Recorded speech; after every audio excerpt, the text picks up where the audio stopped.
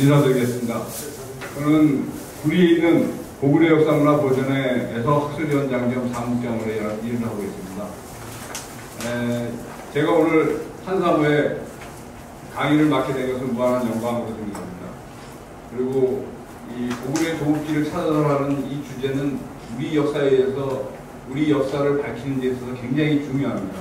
고구려의 역사를 제대로 밝히면 우리 상고사까지 밝힐 수가 있고요. 그 다음에 고려가 대륙을 차지하고 있었다는 이야기도 있는데 그것까지 다 연결이 됩니다. 그 다음에 고구려의 강역이 밝혀지면 그 밑에 있는 백제신라의 강역이 저절로 밝혀집니다. 그런데 제가 백제신라의 강역을 연구를 하려고 보니까 자료가 너무 없어요. 근데 고구려에 대한 자료는 굉장히 많습니다. 근데 우리 학자들이 지금 못 찾아내서 그런 거예요. 그리고 저희가 논문을 썼는데 이 고구려의 역사, 도읍지를 밝히는 데 있어서 참고한 자료들은 강단사학에서, 흔히 강단사학에서 위서라고 하는 거는 절대로 인용을 안 했습니다. 왜? 꼬투리 재뜨기 싫어서 그렇죠.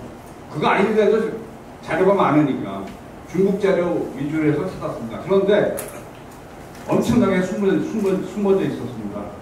저도 2002년도까지는 여러분하고 똑같은 네티즌, 역사를 사랑하는 사람이었는데 2002년도에 중국에 가서 사업을 하려고, 그때는 역사하러 간 게 아니고요. 사업을 하러 갔었는데 일단 말을 배워야 되겠더라고요. 그래서 이제 아르바이트 학생을 일주일에 2번씩 해서 하루에 2시간씩 해서 계속 중국어를 공부를 했습니다. 그 나머지 시간은 남는 시간은 할 일이 없잖아요. 그래서 꼭 배운 중국어 실력 가지고 인터넷을 뒤져가지고, 그때 이제 ADSL이니까 처음 나왔을 때예요. 전화로 하는 거 말고 중국이. 그 다음에 이제 ADSL에서 이제 일정액을 내고 이렇게 인터넷 하는 거 있는데, 그 시간만큼 여하튼 인터넷을 뒤져보니까, 거기 제가 살고 있던 데가 진앙도입니다. 중국 발음으로 친앙다오라고 그러는데, 진앙도인데 거기가 이제 백이숙제 무덤도 있고, 갈석산도 있고, 뭐 만리장성도 있다. 이렇게 전부 다들 이야기를 하는데, 거기에 제가 마침 살게 되었습니다. 그래서 거기가 백이숙제 무덤이 있다 그래서 백이숙제에 대해서 막 인터넷을 뒤져봤어요. 이상한 결과가 나옵니다. 거기가 아니야. 그 다음에 제일 중요한 게 안시성이 일어난 위치, 안시성의 위치를 찾으려고 이렇게 찾다 보니까 이상한 결과가 자꾸 나옵니다. 이거 내가 중국어 실력이 짧아서 그런가 하려고 뒤지고 하니까 저기 중간 한가운데에 들어가 있더라고요. 그래서 일단 통역을 내고 답사를 갔습니다. 나는 맨 처음에 그냥 밑잘 본전이다.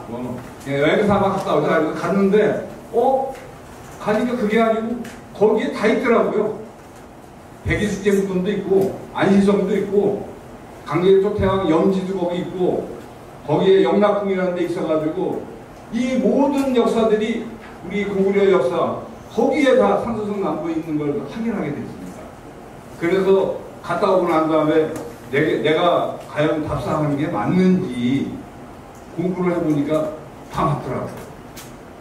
야, 이게 쉽게 얘기해서 지금 이제 계속 이제 강의를 할 건데, 중국 애들이 다 자기네 강역을 넓히기 위해서, 쉽게 얘기해서 중국 애들이 조금 했는데 청나라 때문에 커진 거 아닙니까? 원나라하고 청나라 때문에.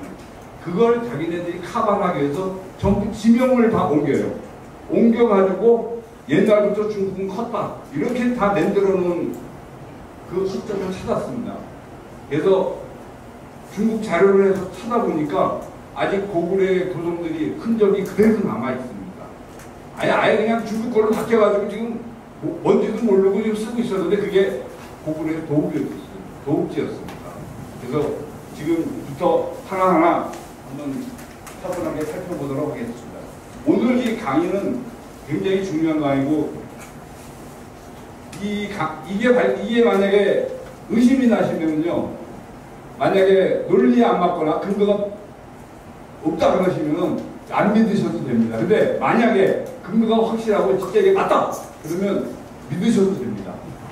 저도 이 제야사학에 들어온 이유가 고구려를 버릴 수가 없어요. 내가 찾은 고구려의 역사를 버릴 수가 없었기 때문에 아직까지 이루고 있습니다. 한번 보도록 하겠습니다. 고구려 도국지를 찾아서 지금 교과서에 나와 있는 거는 뭐 졸본성, 그 다음에 국내성, 평양성, 이 대표적인 거 세 개만 이렇게 나와 있는데, 여기가 만약에 맞다 그러면요, 우리 저런 거 우리 한 뿌리 사랑해서 나라는 형태의 역사는 혼이다 이런 거 쓸 필요도 없어요. 뭐 지시한 나라에서 무슨 혼 찾고 그렇습니까? 아닙니다. 이게 어마어마한 나라였어요. 고구려는 맨 끝머리 지도가 나옵니다. 이건 말도 안 되는 얘기예요. 지금부터 이야기할 건 이겁니다. 여기가 어디냐? 이야기하면 이제 좀 이따 이야기하도록 할게요. 여러분들이 알고 계시는 안록수, 지금 안록강 아닙니다. 여기 산소성에 있는 분화가 안록수고요. 여기에 있는 태원, 평영, 인분 이런 것들이 다 고구려의 도성이었습니다. 그에 대한 근거를 하나하나 설명을 해드리도록 하겠습니다. 저는 학위가 없어요. 그렇기 때문에 제가 제 마음대로 주장을 못합니다. 반드시 근거가 있어야만 이야기하고 모든 글을 낼 때는 항상 그 근거를 붙입니다. 하다못해 누구 논문에서라도 이런 게 있었더라도 붙입니다. 제 이력입니다. 저는 한국 역사학계에서 이런 사람이 있어요. 그 다음에 이런 사람으로 대접받고 싶은데 어떻게 될지 모르겠습니다. 이게 누군지 아시겠어요? 획기적인 사람입니다. 지동서를 처음 주장한 코페르니쿠스인데 아마 산소성 고구려서를 최초로 주장한 사람일 겁니다. 제가. 평안남도 덕흥리에 고군이 하나 발견이 되죠. 거기에 이런 벽화가 하나 있습니다.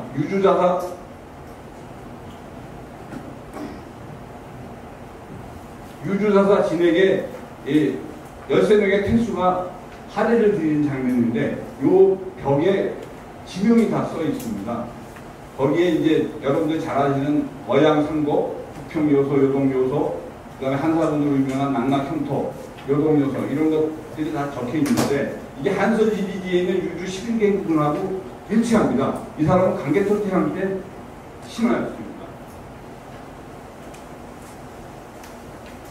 지명을 먼저 지형을 먼저 설명해 드릴게요. 여기가 한반도입니다. 여기가 동북산성 만주 땅이고요. 요 별표가 북경입니다. 지금 중국의 수도.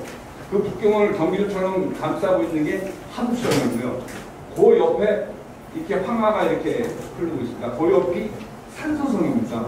그리고 산소성이 북에서 남쪽으로 이렇게 흐르다가 서쪽에서 동쪽으로 꺾여서 이렇게 흘러가는데 이 꺾이는 부분, 요 산소성 남부, 여기를 눈여겨봐야 되십시오. 요 안에 다 들어있습니다. 여기는 바로 낙양하고 얼마 안 떨어졌습니다. 서안하고도 얼마 안 떨어졌어요. 그러니까 전쟁이 일어난 겁니다. 한중간에 고대에. 예를 들어서 한반도에 우리 고구려가 있고 여기에 뭐 위만조선이 여기 있었다고 치면 여기 왜 옵니까? 여기까지 안 와요. 전쟁이 일어날 수가 없어요. 전쟁이라는 건 앞집 뒷집 싸움입니다. 그렇기 때문에 전쟁이 일어나는 거지 뚝 떨어져 있으면 전쟁이 말도 안 되는 얘기입니다. 유주를 일단 간단하게 설명하면 유주는 황하가 이렇게 꺾이는 산소성 남부, 그 다음에 북부 하남성이라고 하죠. 일명 한내군이라고 그러는데 그 북부 하남성입니다. 그래서 대충 한번 그려봤습니다.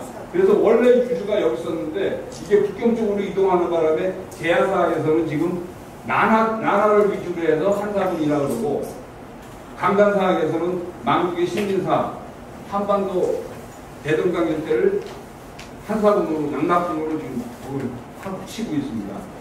한마디로 이 황하 이북의 이 땅덩어리를 포도 안 풀고 중국한테 다 남겨준 겁니다. 이게 우리 거였는데 왜 남겨줘요? 이 근원을 한번 들어가 보도록 하겠습니다.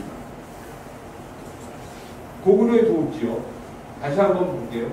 이게 산소성 황하입니다. 황하가 이렇게 꺾여져 흐르는데 여기에 대기숫재 무덤이 있습니다. 여기에 대기숫재 무덤이 있으면 좀 이따 설명하겠지만 요소입니다. 그래서 이 분화 가는 경우에 이게 안록수고 졸본성, 국내성, 평양성, 서안평, 안시 이렇게 위치하고 있었습니다.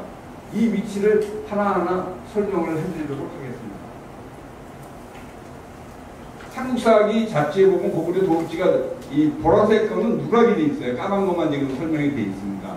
그래서 졸본성, 국내성, 판도성, 평양성 이렇게 축약 한 4군데로 축약이 될 수 있습니다.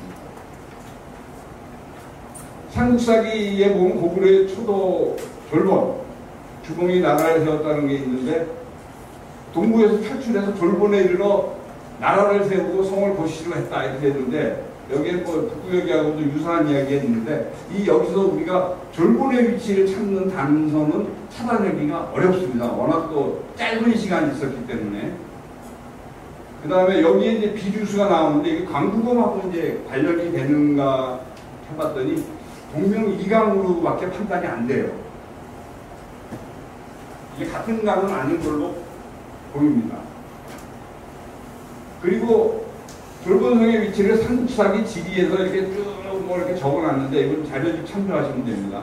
졸본이란 지방은 아마도 한나라 현토군의 경내이고 현토군의 속현으로서 고구려가 바로 그것이 아닌가 싶다. 이게 바로 동북공정 이론입니다.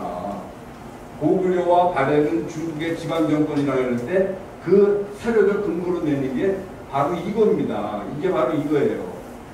한서지리지 유주 현토군에 속한 현토군, 유주에 속하죠. 현이 3개가 있는데 고구려현, 서계마현, 상은대현이 있습니다. 이 고구려현은 나라 고구려가 아니에요. 여기 보면 수레할 여자 앞에 말마자가 있죠. 이게 가마을 여라 그러죠. 이 고구려는 해문수가 태어난 고향인 지명 이름입니다. 그래서 이 지방 이름을 따다가 고주몽이 고구려, 고구리 아니면 해모수의 나라를 고구리라고도 불렀어요. 그래서 이렇게 말맞자 들어간 거는 우리 한 발음으로 고구려라고 발음이 되고, 그 다음에 이 나라 고구려의 발음은 옥편에 수리할 여자, 나라 이름 여자로 할 때는 고대 왕조의 하나인데 본음을 니루하라고 되어 있습니다. 니루 발음하라고 되어 있어요. 고구려가 아니고 고구리루 발음을 해야 맞습니다. 고구려 하면은 바로 현토문에 속한 고구려 현을 이야기하는 거고, 고구리 하면은 중국이 되는 나라 고구리를 말하는 겁니다. 그래서 굉장히 중요해요, 이 발음 하나가. 그래서 앞으로는 고구리라고 불러주셨으면 좋겠습니다. 근데 지금 옥편에는 이런 부분이 잘 없어요. 요즘 큰 옥편입니다. 그리고 이제 두 번째도 국내 민남인데, 그 삼국사기에 보면은 유리명왕 때 졸본에서 하늘에 제사 지내려는데 돼지가 달아납니다. 그래서 쫓아가가지고 가봤더니 그쪽에 땅이 비옥하고 산물이 많고 산수가 깊어가지고 도읍지로 할만하다. 이래가지고 이제 그 이듬해 도읍을 옮기고 민남성을 쌓습니다. 이게 바로 국내성이에요. 근데 국내성에서 한 400년을 있었는데 고구려가 전쟁이 없었어요. 달아나가지고 잡을 정도니까 돼지가 뭐 뛰어봐야 얼마나 뛰겠어요. 이게 상당히 가깝다. 요 정도만 알 수 있습니다. 그런데 이게 정확하게 나옵니다. 나중에 되면 뭐가 나오느냐. 뒤에 나오는 도성들이 전쟁하고 관련된 도성입니다. 그러다 보니까 묶여서 그 기록 속에 숨어져 있습니다. 국내성 설명이 있는가 삼국사기 지리에 이거는 그냥 참조만 하세요. 말도 안 되는 얘기 적어놨습니다. 그래서 그걸 근거로 해서 이게 지금의 압록강이고 이게 이제 북한이고 이게 지반이에요, 지반. 거기에 호태왕기가 여기 있고 여기를 국내성으로 잡아놓고 바로 인근에 있는 여기를 환도산성으로 잡아놓고 여기서 조금 떨어진 데를 졸본성으로 잡아놨습니다. 왜 그렇게 좀 가깝게 잡아놨느냐? 국내성하고 졸본성은 멀면 안 되기 때문에 역사적으로 그렇게 됐습니다. 이렇게 결정이 되는 결정적인 단서가 바로 방구금 기공비입니다. 이따 좀 이따 나옵니다. 집안에 있다는 국내성 성벽이에요. 이거 보고 사람들은 고구려 성벽이나 눈물 난다 뭐라는데 글쎄 고구려 관련이 있는지는 난 모르겠어요. 그 다음에 집안에 있다는 환도산성. 이거 뭐 환도산성이라고 그러는데 제가 보기엔 이것도 환도산성 아닌 것 같아요. 자, 환도산성에 대해서. 한도산성이 왜 중요하냐면 광부검이라는 위나라 장수하고 고구려하고 전쟁이 붙습니다. 동천태왕하고. 그래서 동천태왕이 맨 처음에 패했다가 고구려 환도성이 고구려가 수토를 뺏기는 게 처음 뺏깁니다. 광부검이 고구려의 수도 환도성을 들어서 노략질을 합니다. 이 광부검 기공비가 발견이 되는데 요 광부검 지방 발견 광부검 18은 유주자사 광부검이 고구려를 침공해 수도 환도성을 점령하고 폐수 왕은 등이 왕기가 침공했는데 이 전쟁에서 승리한 광부검이 승전의 일부를 기념하며 새긴 석각의 일부라 그러는데 이 석각은 이거 하려고 또 1시간 걸리는데 이 석각은 미안하지만 여기 정시라는 중국 연어 이외에는 광부검이라고 볼 수 있는 단서가 단 한 개도 없습니다. 단 한 개도 없어요. 무슨 장군 들어가, 장군이야 등급이 많은데. 그런데 여기에 들어가 있는 장군의 등급이 광부검은 2급 장군이에요. 한 뭐 2스타나 3스타 되겠죠. 그런데 여기에 있는 장군은 5급 장군입니다. 그러니까 영가급 장군 정도 되겠죠. 그 정도로 직급이 틀린 사람의 석판이 공교롭게도 발견이 됐어요. 그걸 광부검이라고 지금 우기고 있습니다. 그래가지고 결국은 환도산성이 지방으로 귀착이 되는 겁니다. 결국. 얼마나 잘못된 건지 한번 볼게요. 환성용 터널 돼 있는데 이게 이제 집안에 있는 터널이에요. 이 근처에서 광부검 그 석판 A4 반만하죠. 손바닥보다 좀 더 커요. 손바닥 한 2배 크기 되는 석판이 발견이 됩니다. 자, 그 광부검이 쳐들어오는 이유가 있어요. 여기 조금 좀 알아두셔야 되는데 삼국사기에 보면은 그 신대왕이 죽으면서 남무, 고국 천왕하고 뭐 승산왕이 이렇게 되고 5 형제가 있는데 이렇게 가족관계가 이렇게 된다 그러는데 이 광부검이 쳐들어오는 데 있어서는 이 우황후가 굉장히 중요한 역할을 합니다. 이 사람이 고국 천왕의 부인이기도 했지만 왕후였기도 했지만 산상왕의 왕후였기도 했습니다. 이 두 임금의 왕후를 지낸 이 우왕후가 어떤 인물인지 그리고 왜 그러면 그게 광부검 때까지 연결이 되는지 한번 보도록 하겠습니다. 고국 천왕이 죽었는데 자식이 없었어요. 그때 왕비가 우왕후였습니다.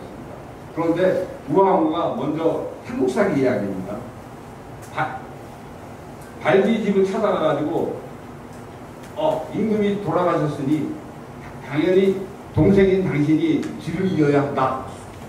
그러니까 발기는 괜히 이게 떠볼 수도 있잖아요. 이게 정치할 때 그래 그러면 알았다. 내가 그러면 그렇게 할게. 그러면 왕이 죽은지 안 죽은지 모르잖아요. 말 잘못 뱉으면 자기가 영문죄로 갑니다. 그래서 형의 죽음을 알지 못하니까 하늘의 운명은 돌아가는 곳에 있으니까 가볍게 논의할 수 없다. 그런데 당신이 왜 밤에 이렇게 돌아다녀? 라고 이야기를 했습니다. 형수한테. 밤에 행차하는 것이 어찌 예전에 왔답니까? 라고 핀잔을 줍니다. 그때 이제 삐져갖고 나왔다. 이렇게 이제 기록이 됩니다. 그 다음에 동생, 4번째 동생 연우를 찾아가니까 왕후를 맞았는데 발기가 큰 동생으로 길을 이어야 합니다만 그냥 거만하고 무대에서 내가 숙부님을 찾아온 겁니다. 그랬더니 연우가 뭐 예를 다해가지고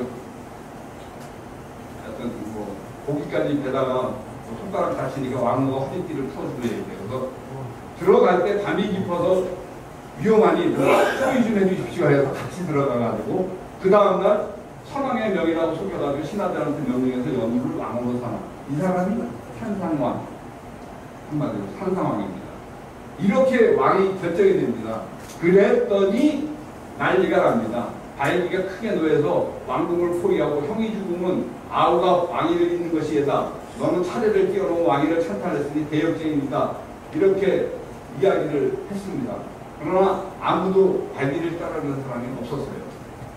그래서 발기는 이제 요동으로 이제 동왕을 가서 요동태수 공선탁을 만나서 내가 고구려 왕의 친동생인데 형님이 죽고 형님이 아들 없이 죽었는데 내 동생 연우가 형수 우씨와 공모해서 왕위에 올려 천주를 깼다.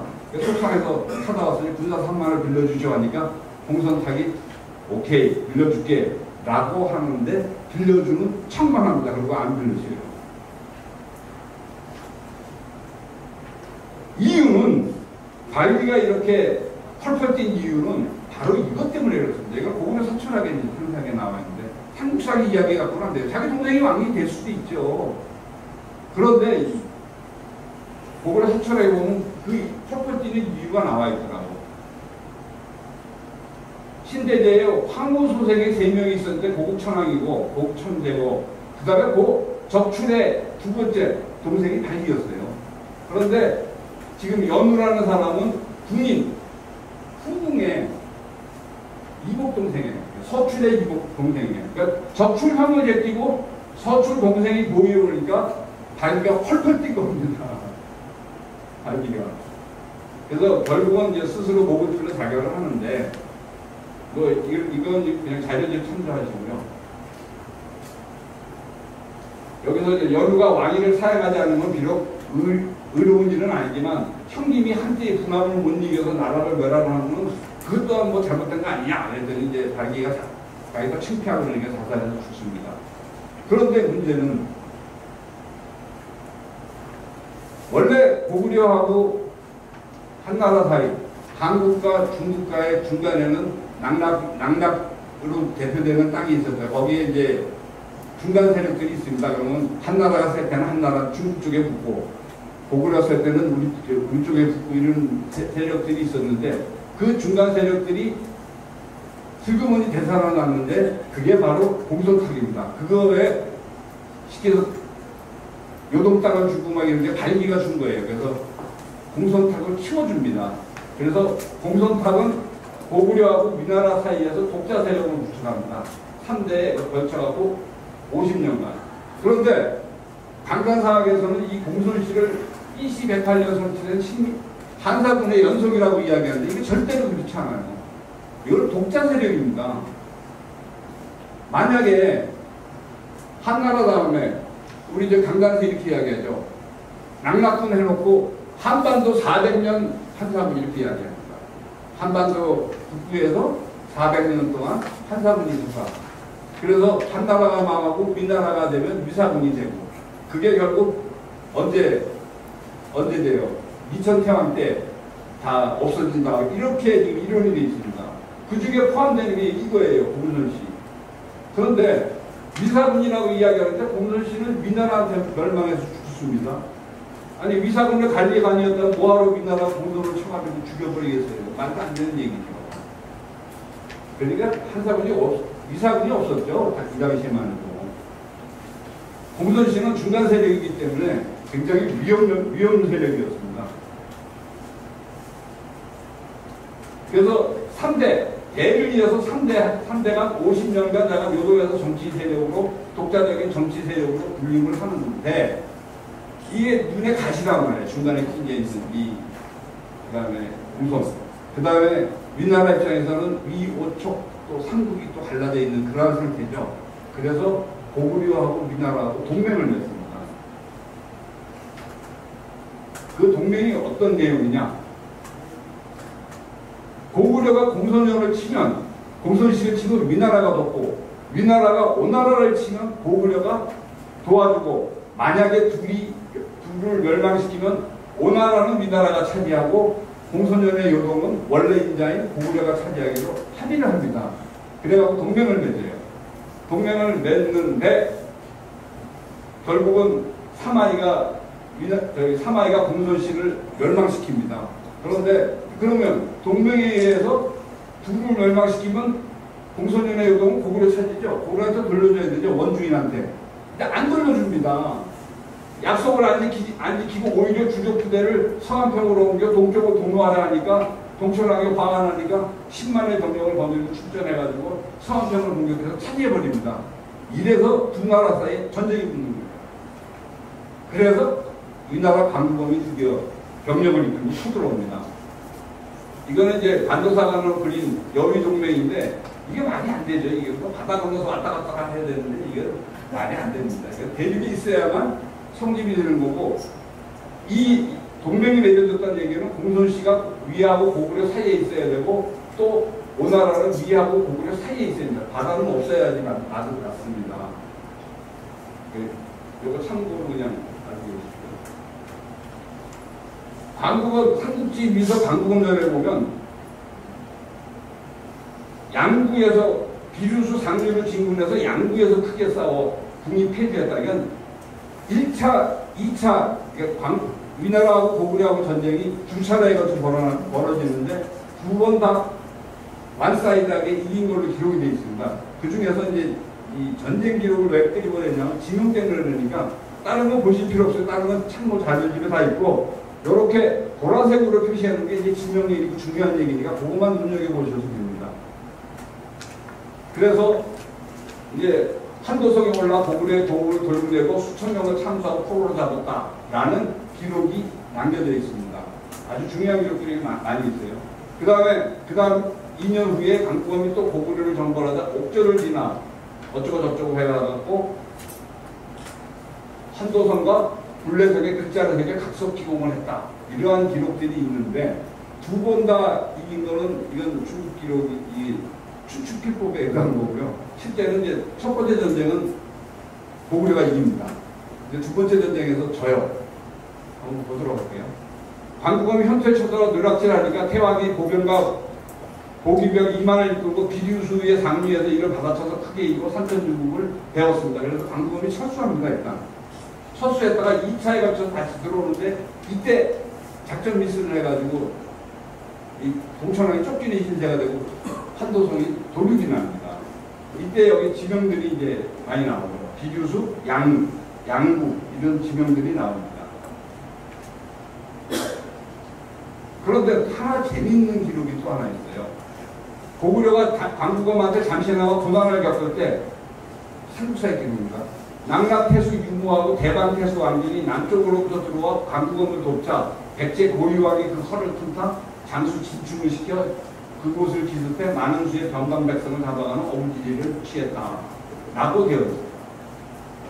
그는 지금 막 두서없이 이야기를 했는데 쉽게 해서 지명만 이야기하다 그러면 아까 남옥저, 현토, 낙락, 대방, 백제 다 한도하고 무지하게 가깝다는 얘기입니다.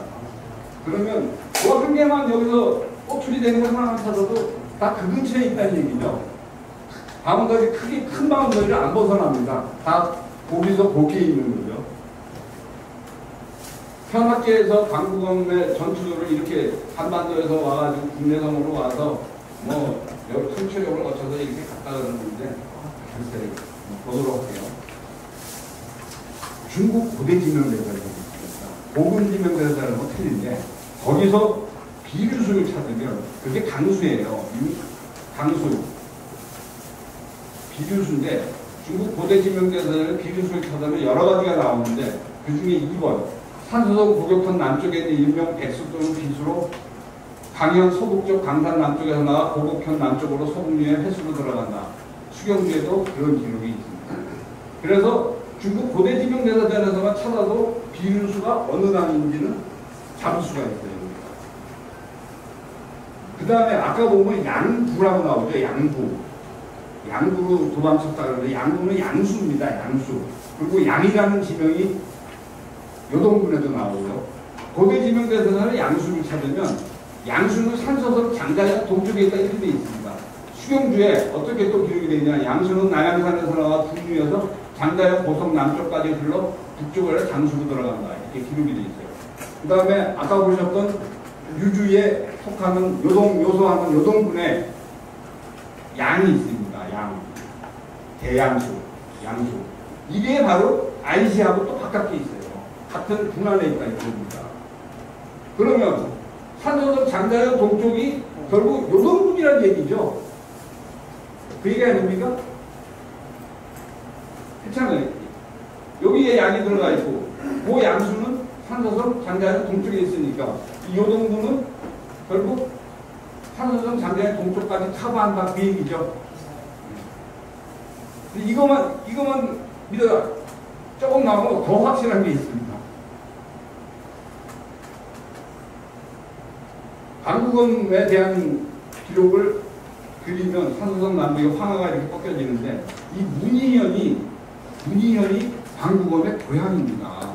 그러니까 유리나라 장수가 돼가지고 여기 지형을 잘하니까 여기 고구려로 쳐들어온 거지. 여기 출신 사람이 한반도 거의 난주까지 어떻게 옵니까? 뭘 지명에 대해서 어떻게 알아? 말이 안 되는 얘기죠. 그 다음에 아까 이야기했던 비류수는 여기에 있는 거고요. 아까 양수는 산소성 양부 여기에 있는 겁니다. 여기에 이렇게 있어요. 그 다음에 이제 낙낙이 있어야 되는데 요 지명 여기서 광구검하고 고구려 동천태양하고 전쟁하는 사이에 백제가 취한 게 낙낙하고 어디죠? 대방이 광구검을 도우니까 백제에서 거꾸로 비어있는 틈을 찾아서 누락질을 해갖고 오잖아요. 그리고 낙낙이 가깝게 있다는 얘기죠. 그 낙낙을 한번 찾아보도록 하겠습니다. 굉장히 중요한 얘기입니다. 지금까지 학술대회를 골몇 번도 했을 거야, 아마 이 폐수 가지고. 근데 더 이상 학술대 할 필요가 없어요. 여기서 그냥 초등학생 앉혀놓고, 야, 폐수가 어디야 하고 몇 개만 찍어주면 답이 나옵니다, 폐수는. 뭐, 이렇게, 여기서부터 여기까지 이렇게 해가지고, 이 발해 안에 있는 모든 강은 다 폐수구로 다 올라가가지고 온갖 학술대회를 여러 수백 번을 그렇게 합니다. 그거는 책을 안 읽어봤다는 얘기예요. 중국 책을. 중국 책에 다 나와 있어요. 한번 보도록 할게요. 폐수에 대해서. 폐수는 한사군하고도 관련이 있고 위만이 건너강이고 조선하고 연해 경계고 고구리의 남쪽 경계라고 신장서에 써 있습니다. 그 다음에 비류하고 온조하고 폐대를 건너 이충을로 갔다 이렇게 돼 있고 미래성에서 천도에서 두께로 잡은 게 폐수고 백제하고 고구려의 전쟁지고 고구려 사촌하게는 뭐 이렇게 기록이 있는데 이 폐수 이게 어디냐 이게 굉장히 중요하잖아요. 우리 역사 지명에서 제일 중요한 게 폐수입니다. 그게 바로 남각군에 속해 있는 거예요. 남각군에 보면 현이 25개가 있는데 이거 유주에 속해져 있죠. 현이 25개가 있는데 조선형 이거는 뭐 오늘 주제가 아니고 이 폐수가 이렇게 속해져 있습니다. 폐수 찾으면 남각군이 나와요. 남각군의 위치가. 자, 폐수? 되게 어려울 것 같으죠? 알고 나면 초등학생도 찾아요. 여기 보면 다시 한번 볼게요. 유주의 남락군에 폐수가 들어있다고 돼 있잖아요. 그런데 하나 더 볼게요. 하나만 더 잠깐 머릿속에 넣고 가세요. 이건 유주는 아니에요. 사예인데 사예에 현이 18개가 있는데 사예예요. 이게 한해군입니다. 쉽게 얘기하면 한해군. 지명을 찍어볼게요. 회, 급, 무덕, 특히 무덕을 잘 보세요. 산양, 하양, 기수, 평고, 조가, 수무, 태, 온이 어디 갔어? 온 여기 있죠. 태행상, 심수. 이 지명들이 있는 곳이 한해군이고 그것이 사예에 속했다고 한원질이 이제 써 있습니다. 이렇게 써 있어요. 자, 화가가 있는데 여기가 하동이에요. 산서성 남부가 하동이라고 그랬고 중국에서 지금의 황하 북부 하남성을 한해군이라고 그랬어요. 중국에서 여기를 하남군이라고 그랬어요. 그래서 삼하라 그러는데 이 바로 요 한해군 요거 한해군 현재 황하 북부 하남성인데 여기 한번 볼게요. 심수, 기수, 육묘, 탕릉, 조가, 수무, 산양, 회, 무덕, 평고, 옷, 주, 온, 하양 다 들어가 있죠. 그죠? 한해군에 여기 근데 폐수는 없어. 폐수는 낙낙군에 있어요. 그죠? 그런데 한서질이 이제 다음에 나온 게 위서 지영지입니다. 중국이 한나라만하고 삼국시대 거쳐가지고 우리나라 서진으로 해서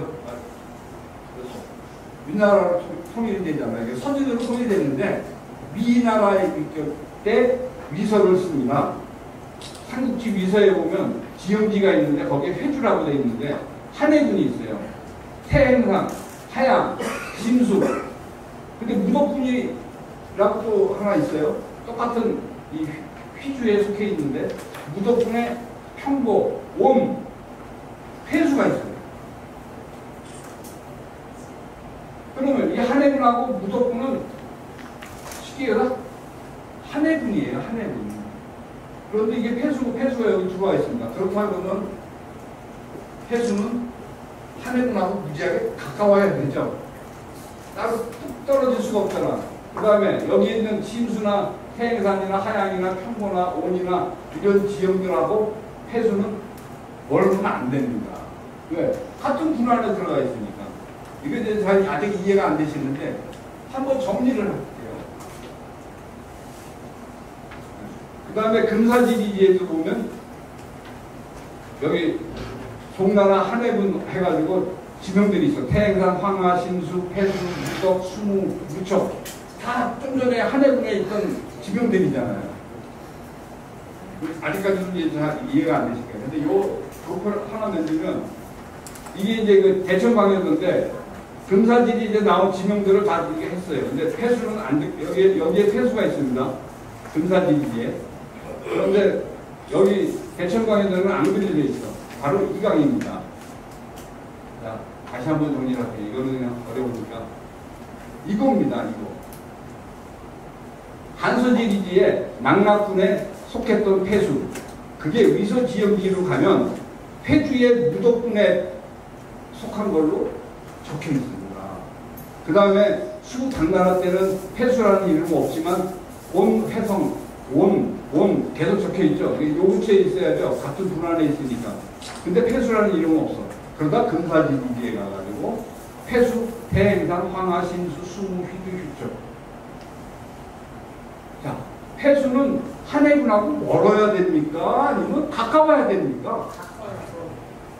거의 한해군하고 거의 붙어 있어야 돼요. 그래야지 이 이야기가 성립이 됩니다.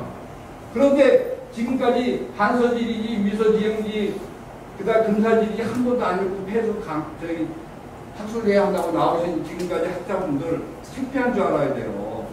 초등학생한테 여러분 초등학생 수준이나 똑같아. 내가 우리 고구려 경당아카데미에서 이거 초등학생들한테 놓고 이야기하면 다 알아듣습니다. 야, 폐수가 한해군하고 멀어야 되니 가까워야 되니 그러면 애들 딱 나와요. 이렇게 쉬운 걸 가지고 뭐 학술대회를 하고 있습니까? 할 필요가 없어요. 네. 그 다음에 이 폐수하고 또 중국 기록에 보면 취수, 추수가 있어. 폐수는 수경주 14장에 나오고 추수 폐수는 수경주 7장에 나오는데 이 다른 당이라고 또 주장하는 사람들. 글자 같은데. 근데 생긴 게 이게 틀렸으면요 똑같아. 그래가지고 그래서 곽박이라는 동진의 곽박이라는 사람이 수경주에 산해경에다 죽을 달아놨습니다. 남산경 남차 이경에 보면 회계산의 동쪽 500리에 이산이 있는데 치수가 나오는 곳이다. 그래놓고 일자 폐 치수는 폐수다. 추달아놨어요. 수경주 7장에 있는 요 격수, 치수, 요 놈하고 14장에 있는 폐수하고 이코로다. 써놨잖아. 더 이상 폐수 갖고 논쟁할 필요가 없어요. 자, 폐수가 북부 하남성에 있는 격수, 치수로 밝혀지면 고구려 가격 저절로 나옵니다. 한번 보도록 할게요. 그래서 여기에 있던 한사군이 만국의 식민사를 일로 갖고 지금 나나도처럼 지금 가 있어요. 지금 나나를 가지고 폐수라고 그러고 주장하잖아요. 여기서 내가 에피소드 하나 이야기를 할게요. 이거를 학자님한테 소개를 딱 했더니 인정을 하더라고. 아니 이거 인정 안 할 사람이 누가 있어요? 그죠? 이거 인정 안 할 사람이 누가 있어요? 맞다 이거야. 할 말 없다. 그런데 하시는 말씀이 강단에서 반도사관이 잘못돼서 폐수로 오는데 30년 걸렸다 이거야. 지금 시점에서 다시 하남성 일로 가자. 또 30년 걸린다 이거야. 강단은 빨리 무너뜨려야 되는데. 그런데 제대로 된 칼을 들고 강단을 잡아야죠. 어설픈 칼을 들고 뭔 일입니까? 왜? 잘못된 이름 갖고 항복을 안 하죠.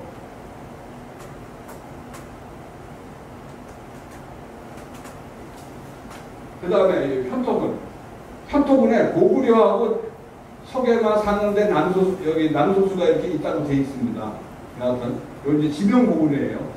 이 고구려에는 요산, 요수, 소출 이렇게 되어 있어요. 요산, 요수, 소출. 요산하고 요수가 있는 곳이 고구려 현이다 그 얘기입니다. 그런데 명나라 때 이무기가 그린 대명여지도에 보면 산소여도라고 있는데 거기에 보면 청장수, 탁장수가 이렇게 그려져 있는데 거기에 요산 요주가 그려져 있습니다. 여기 기산이라고 돼 있고 여기 근처가 요다 이겁니다. 쉽게 해서 이게 틀린 게 아니다 이거죠. 청장수 좀 이따 나옵니다. 청장수, 탁장수는 여하튼 요산 요수가 그려져 있습니다. 명나라 때 그린 지도예요. 명나라 때 옛날 지도도 아니에요. 이 신성이라는 곳이 많이 나오는데 안동도구가 있었기 때문에 신성 이야기가 많이 나오는데 신성의 줄을 찾으면요 책에 돼 있어. 그냥 중국 지도에 현대 지도예요. 이거 여기에 신성진이라고 써놨어요. 근데 여기가 틀리냐? 맞아요. 여기가 맞아요. 여기가 신성진이 있는 거예요. 신성을 찾으면 요 근처로 나옵니다. 요 근처로. 요 인문식 밑으로 이렇게 나옵니다. 이게 희한하다 그러죠. 현대지도 어떻게 이렇게 아직까지 남아있는지. 중국 백과사전에 보면 신성이라고 있어요. 거기에 보면 1번 타자로 등장하는 게 신성은 고곡이다. 주주의 신성은 고곡, 지금의 산서성 문이현 동쪽 이신이다. 바로 여기다. 라고 고대 지명대사전도 아니야. 백도 백과. 인터넷 백과에 보면 딱 그냥 찍어놨어요. 그냥. 뭐 찾을 거 뭐 있어요. 고구려의 신성이 여긴데. 자, 그러면 당신 말은 없이 단편적인 거 그렇게 얘기하지 말라. 딱 그러면 좋아요. 옥조하고 예를 한번 찾아볼게요. 여기 이제 그림을 그려놨는데 여기 고구려는 요동의 동쪽 천리에 있다. 남쪽으로 조선 예맥 접하고 뭐 옥조가 있고 뭐 이렇게 적혀 있다. 요 그림만 보세요. 예가 있는데요. 그 북쪽에 고구려가 있고 서쪽에 낙락이 있고 남쪽에 지나는 게 이게 다 빼고 이 낙락, 예, 고구려의 옥조 이걸 찾기 위해서 예의 위치를 한번 찾아보도록 하겠습니다. 예만 찾으면 낙락의 위치 나오죠. 후한서 중국 애들이 써놓은 거 아니에요. 우리가 뭐 한국도 아니야. 중국 애들이 위치 다 적어놓은 거 아니에요. 한번 보도록 할게요. 지금 반도사관에는 옥조 동해를 한반도에다 그려놨습니다. 또 고구려가 여기 있었으니까. 한번 보도록 할게요. 맞는지. 수경지에 보면 제9장에 기수라는 게 있습니다. 기수는 한해군에 속하 있는, 쉽게 얘기해서 아까 한해군 한번 볼까요? 보고 넘어가는 게 낫죠? 한해군. 기수 없나? 여기 기수 있죠, 기수. 북산이라는 지명이 있는데 기수가 나오는 곳이다라는 기수가 요 한서질이 한해군에 써 있습니다. 그 기수입니다. 짝짝짝 넘어갈게요.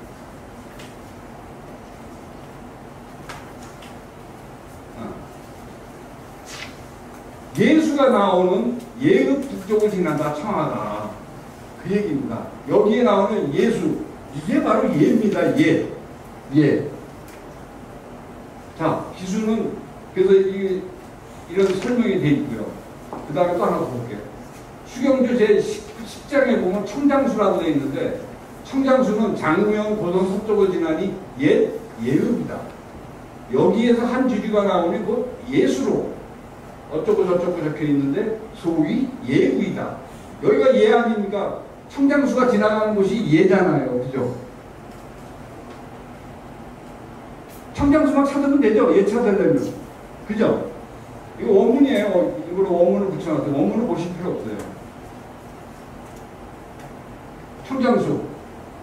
뭐 어쩌고 저쩌고 적혀 있습니다. 이 중국 고대 지명대사전에 지명이 적혀 있어요. 이걸 지도를 한번 보도록. 이게 산소성 동남부입니다. 아까 보셨던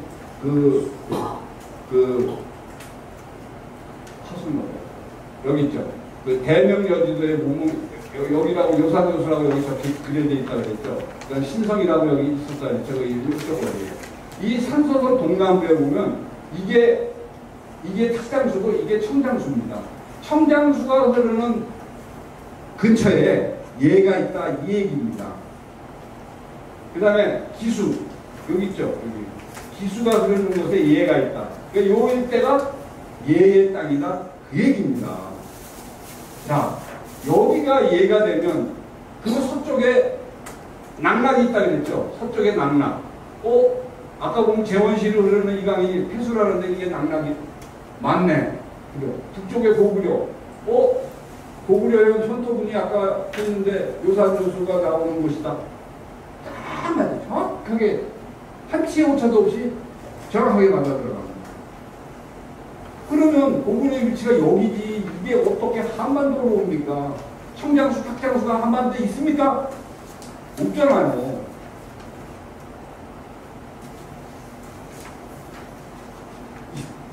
이해하시는지 안 하시는지 잘 모르겠어요. 예?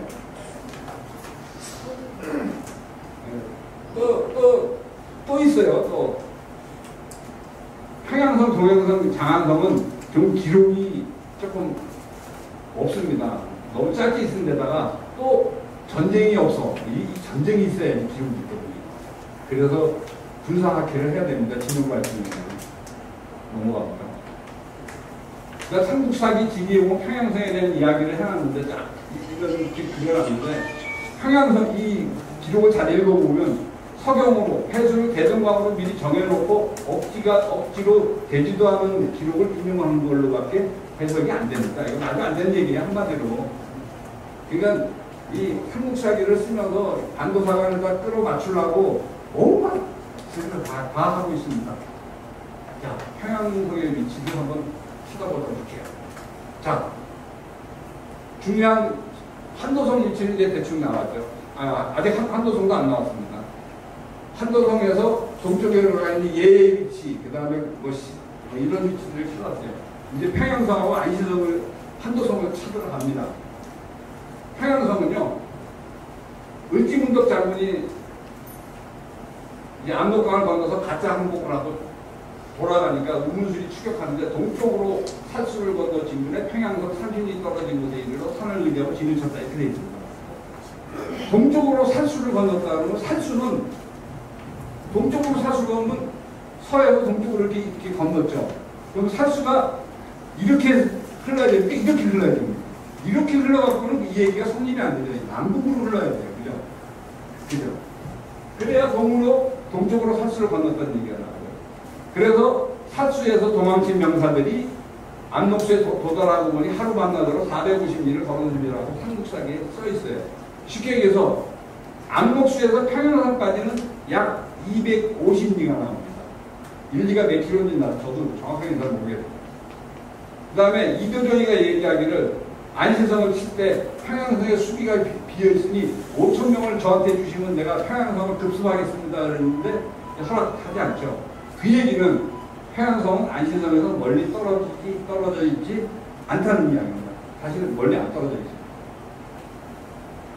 안시성과 한도성. 안시는 또 한도라고 삼국유사에 써있고 삼국사기에는 안시성은 옛 안천현이며 한도성이라고도 한다. 조선 삼국사에도 이렇게 기록이 되어 있어요. 관지지에는 잘못 써있는데 이걸 중국에서 하고 일본을 주장하는데 이건 말도 안 돼요. 그래서 이거를 주장해서 지방을 한도성으로 비정을 합니다. 당국은 기록위함을 해가지고. 그래서 여기 이렇게 당나라가 고구려를 쳐들어온 전투가 여기서 벌어졌다는데 여기까지 강태종이 올 수도 없을 뿐더러 여기까지 왜 옵니까? 뭐 먹을 거 있다고. 전쟁 뭐 하러 합니까? 여기 조그만 땅덩어리 뺏으려고 강태종이 여기까지 왔습니까? 아니에요.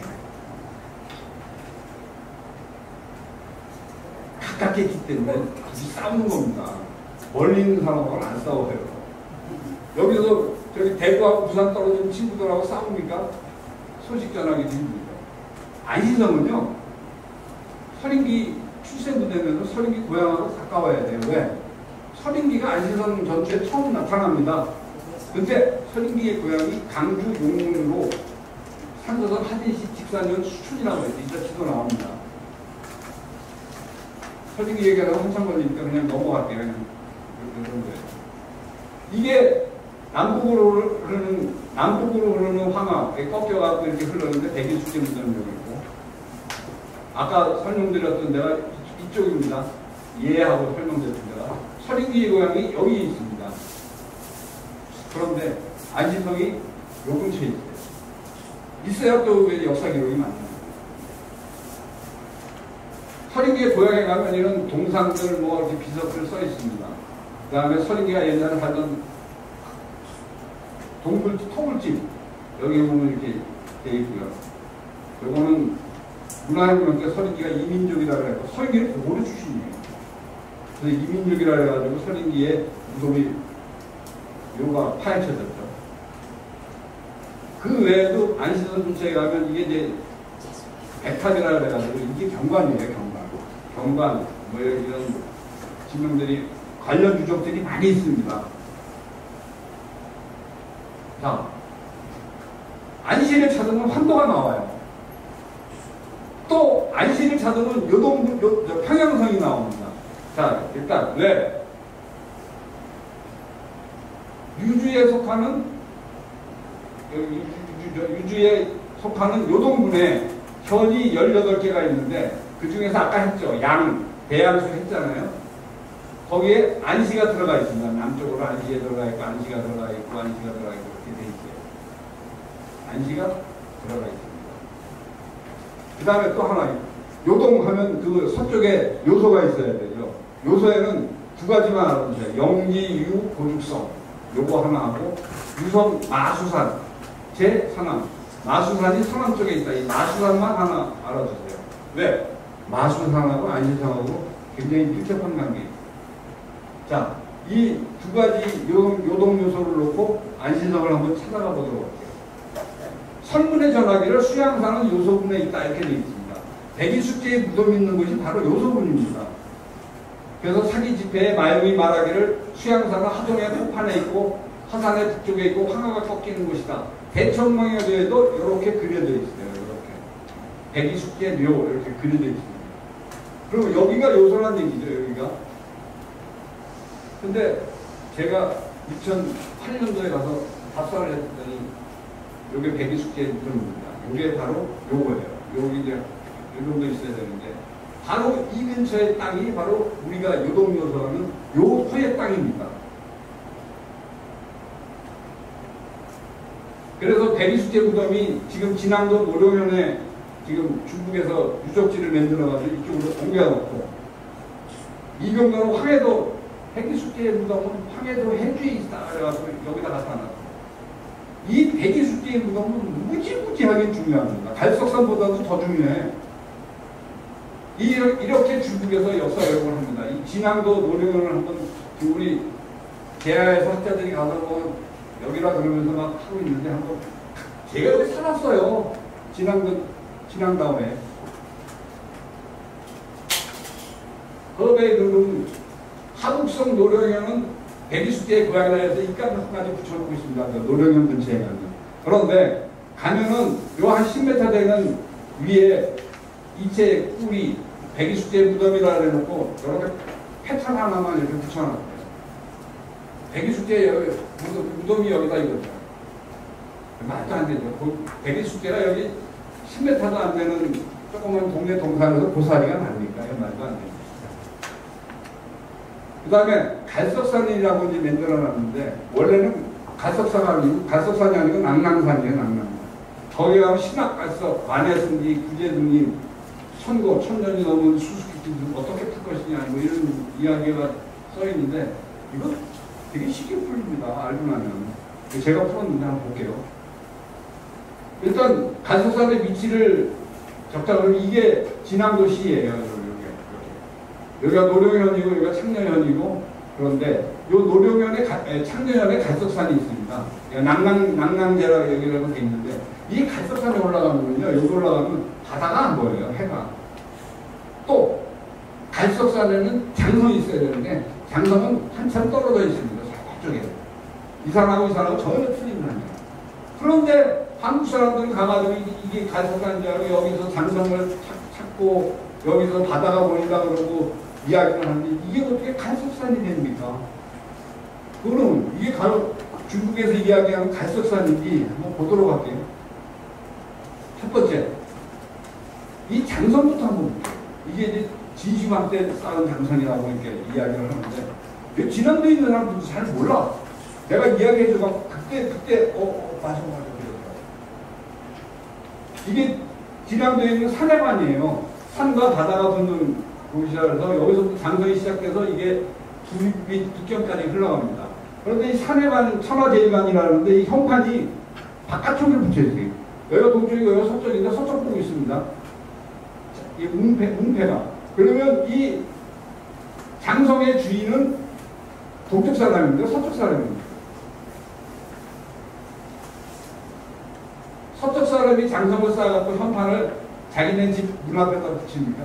아니죠. 웅패는 바깥에다 붙이죠. 현판은 바깥에다 붙입니다. 그래서 이 장성, 이 산해관과 이 장성의 주인공은 동쪽 사람이에요. 거기에다가 이 박산 장성이라는데 이 장성 서쪽에는 봉화대가 없습니다.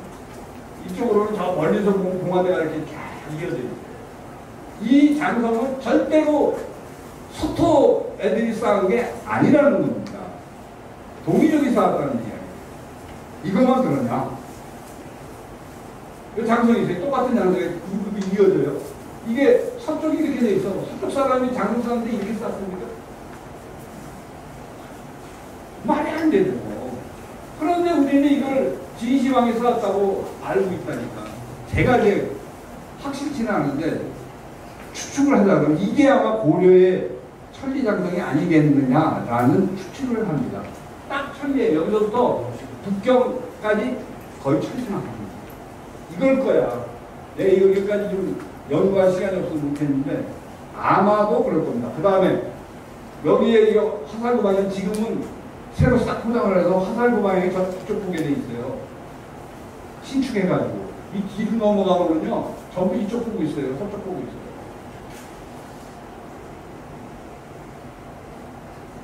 자, 갈석산.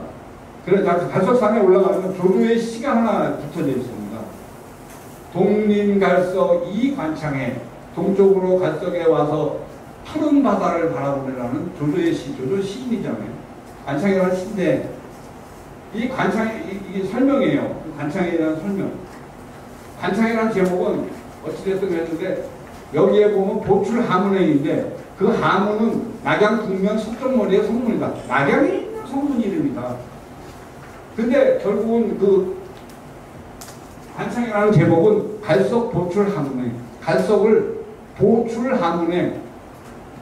하문을 나와서 걸어갔다. 갈석까지 그 낙양에서 걸어갔다. 그래서 갈석을 봤다. 보고 시를 썼다. 그 얘기입니다. 그렇잖아요. 갈석 보출 하문행. 조조가 낙양에서 5천리 떨어진 진앙도 갈석산까지 어떻게 걸어옵니까?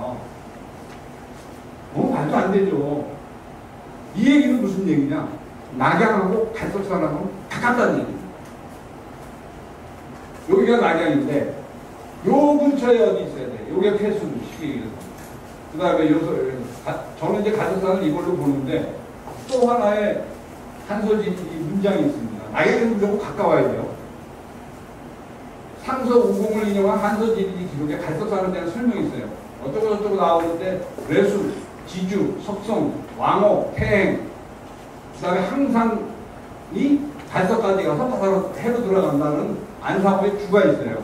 그래서 쫙 이렇게 붙어져 있는데 이거를 내천강에 그려볼게요.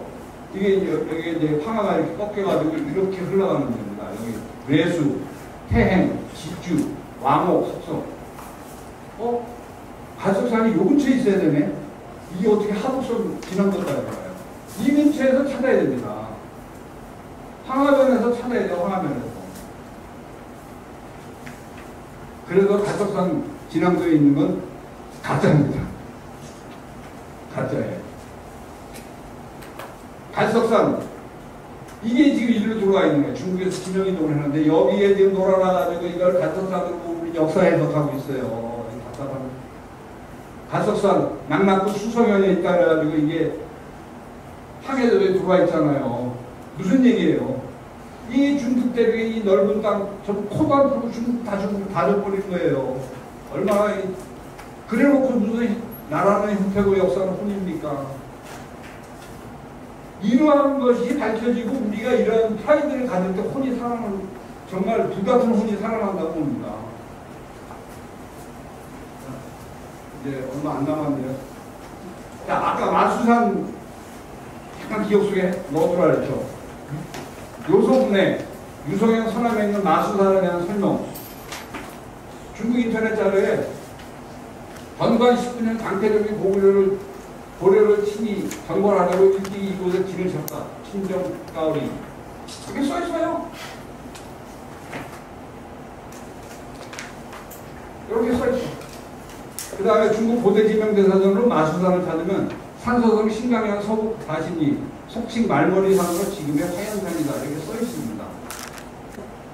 산서성 신강현 서북 42. 여기잖아. 이게 산서성이 있어야지 이게 왜 만주까지 와갖고 역사 해석이 됩니까?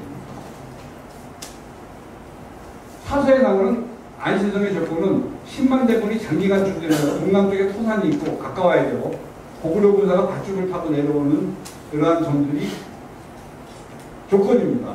평양성하고 가까워야 되고 그다음 서린기가 역사에 처음 듣냐고 이런 조건들이 있어요. 난공불락의 천연적인 눈의 안시성. 안시성은요 절대로 꼭대기에 진지에 성에 물이 없으면 안 됩니다. 왜? 15만 대군이 장기 주둔을 하면서 전투를 하잖아요. 물 없이 전쟁할 수가 없습니다. 그 다음에 이건 딱 이거만 봐도 벌써 이거 판단하고 제가 사진을 찍었어요. 이게 안시성입니다. 천연적인 그냥 석상이 아니라 기어 올라갈 수가 없어요. 여기 이게 자체가 성이에요. 특히 마수산은 요게 마수산. 이 전체가 그냥 산 위에서 이렇게 못 올라와. 올라오는 길이 있는데 거기만 봉쇄해버리면요 아래로 들어올 수가 없어요. 그 다음에 동남쪽 무너져가지고 이게 무너진 흔적 이게 다 있습니다. 오늘 시간이 이거 보실래요? 이거 한 5분 예. 이거 보세요. 이게 이럴 때 아니면 또 못 봐요. 기록은 보실 수가 있는데 동영상은 볼 기회가 없어요. 한번 보세요.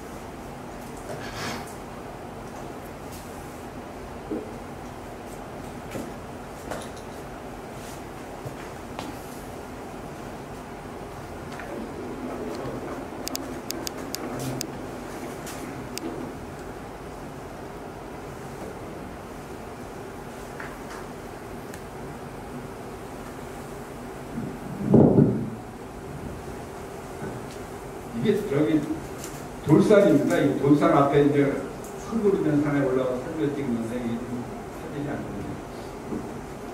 되네요. 어떤 산을 이렇게 있으면 이걸 이렇게 깎아가지고 절벽을 만드는 거예요. 자체는 그러니까 성문을 열고 고구려 군사들이 나왔다가 아니고 밧줄을 타고 내려왔다는 게 바로 이 이유 때문이에요. 성문이 없어. 내려오려면 밧줄 타고 내려와요. 여기가 이제 토산이고요. 여기가 토산이고, 여기가 무너진 흔적이고, 100% 돌산, 이게 돌산이에요, 전부. 100% 돌산 앞에 황소산이 이렇게 돼 있습니다. 시간이 너무 많이 걸리니까 넘어가도록 할게요. 그 다음에, 아까 물이 있냐고 이제 말씀을 드렸죠.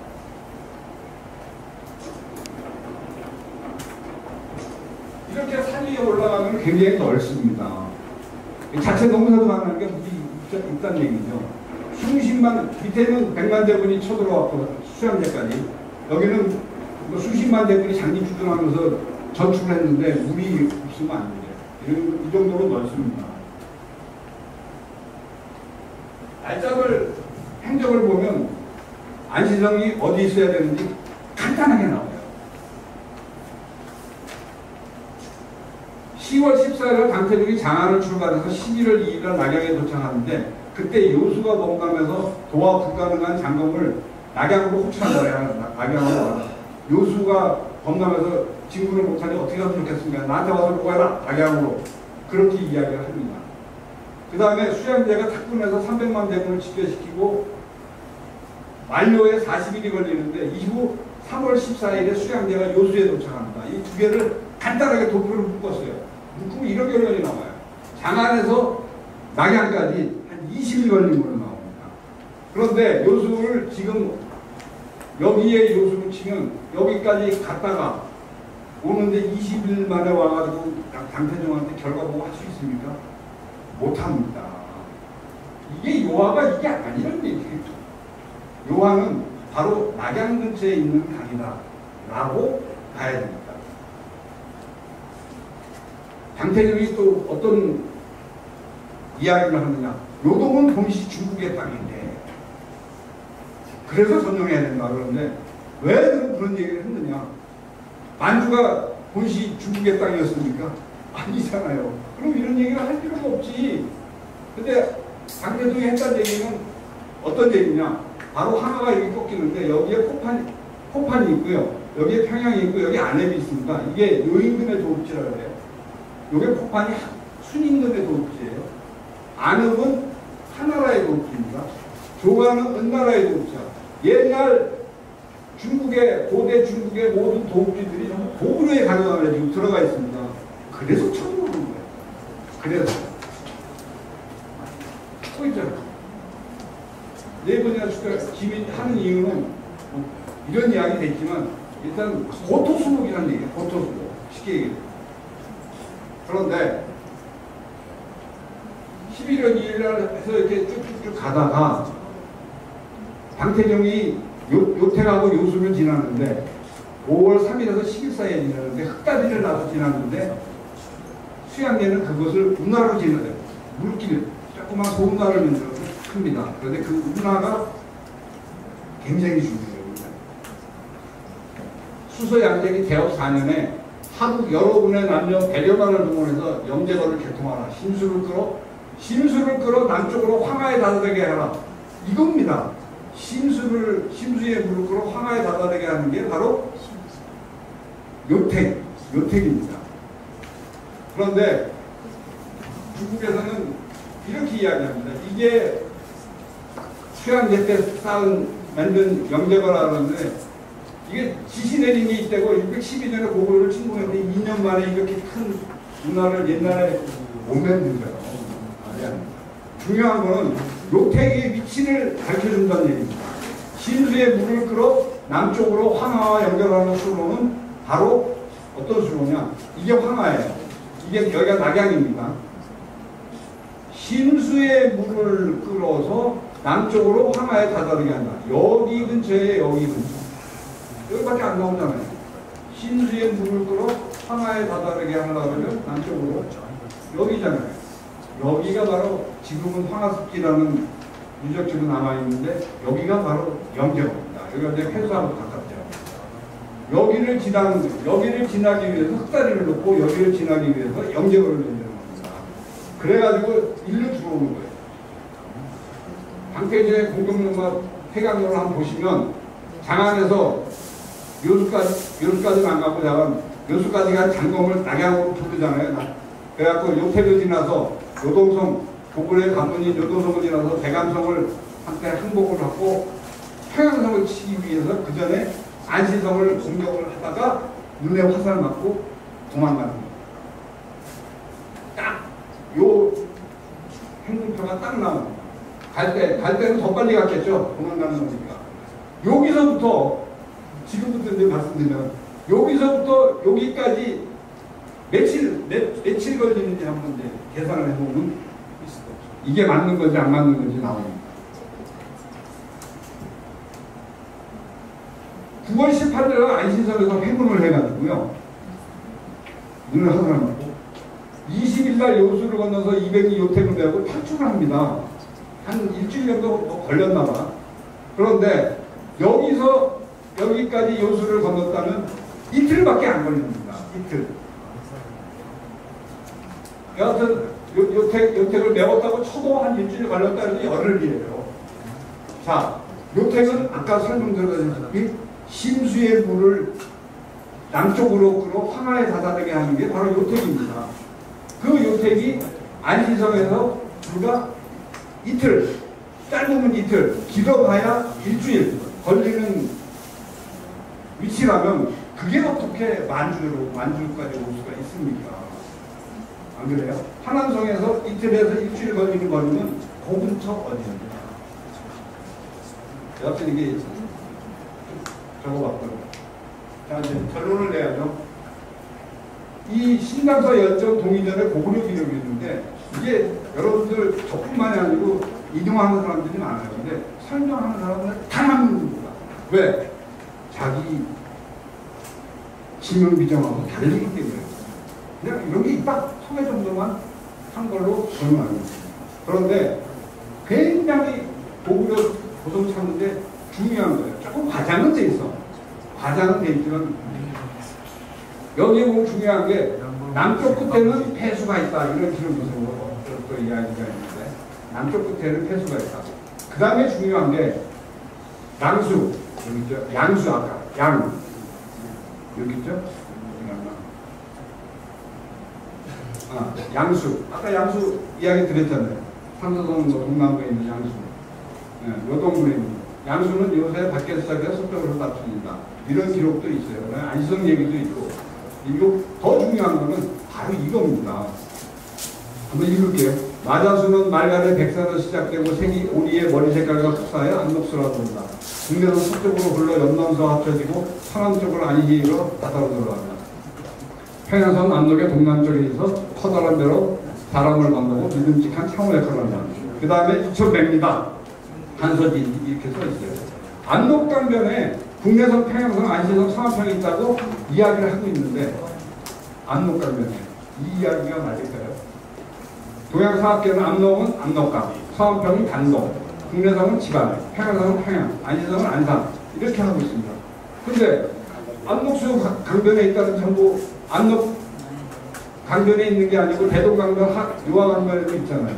이게 이 지명비전이 잘못된 겁니다. 여기에 그러면 맞는 지명비전이 있느냐? 있어요. 여기에 잘 기록을 읽어보면 물의 방향이 나옵니다. 물의 방향이 서쪽으로 흘러. 동쪽에 서쪽으로 흐르는, 서남쪽으로 흐르는데 중국 대륙에서 대부분의 99%가 서쪽에서 동쪽으로 흐릅니다. 왜? 황하 쪽으로 향해서 대륙 형태가 그렇게 돼 있어요. 그런데 한 두세 개는 서쪽으로 흘러. 그 중에 대표적인 강이 바로 분하입니다. 그 분하가 바로 분하에다 대고 이 신당서 기록을 갖다가 딱 집어넣으면 정확하게 맞습니다. 안녹에 동쪽에 있다 그랬죠. 그 다음에 국내성 서쪽을 흘러 안녹수는 안녹에 동남쪽에 평양성이 있고 염남수와 합쳐져서 서남쪽으로 흘러 바다로 들어간다. 바다는 이제 황하는 이야기입니다. 여기다 갖다 집어넣으면요 물줄기가 정확하게 하고 요게 바로 지금 분하가 710km입니다. 요게 2100m 한서지리지 기록으로 거의 흡사해. 여기다 갖다 놓고 아까 보셨던 당태종의 기록 그 다음에 누구죠? 강수검 기록 여기다 갖다 놓고 다 하면 정확하게 톱니바퀴 맞듯이 맞아들어요. 한치 오차가 없어요. 뭐는 한치 몇치야 오차가 나겠어요. 거의 90% 이상 정확하게 맞아들어갑니다. 이렇게 할 수 있게 된 근본 원인은 바로 여기에 있는 대리숙계 부정이 요소 그 다음에 안시성 아까 마수관 찾았죠. 마수관 찾고 뭐 어쩌고 저쩌고 찾은 거. 이 두 개. 그 다음에 여기에 들어가 있는 어디였죠? 여기에 있는 폐수. 이렇게 정확하게 찾을 수 있는 지명들이 몇 개 있습니까? 여기서 딱딱딱 찍어놓고 전쟁 기록을 집어넣고 여기서 해석하면요. 정확하게 맞습니다. 정확하게. 그 다음에 아까 말씀드렸던 청장수 이게 청장수, 이게 탁장수. 여기가 예지역이고, 요거의 예지역이고, 요거의 동쪽이 강남이고, 요거의 북쪽이 고구려현이고, 여기 요산연수가 있어. 여기 대명연수들 다 그려져 있고. 뭐 하나 풀린 게 있어요? 없잖아. 몰라, 이시약적으로 따질 수 있겠지만, 거시적으로 봤을 때 정확하게 맞아요. 자, 결론을 내고 이제 마쳐야 돼요. 태원이, 그래서 졸본성은 저는 태원으로 보고 있습니다. 태원에 보는 이유가 또 하나 있는데, 이게 이제 지금 이렇게 공사를 하고 있어요. 태원 고지공이 등호하셔가지고 붙인 데가 용산입니다. 그 졸본성이라고 그랬는데, 여기 용산 있네? 여기 서쪽에 용산이 있죠. 그 다음에 평영. 여기 아까 말씀드렸다시피 평영, 국내성이라고 했죠. 이러한 유적들이 아직 살아있습니다. 평영 고성을 건든 진양 고성 증축 중이에요. 우리 지금 역사가 지금 훼손되고 있는 거예요. 완전히.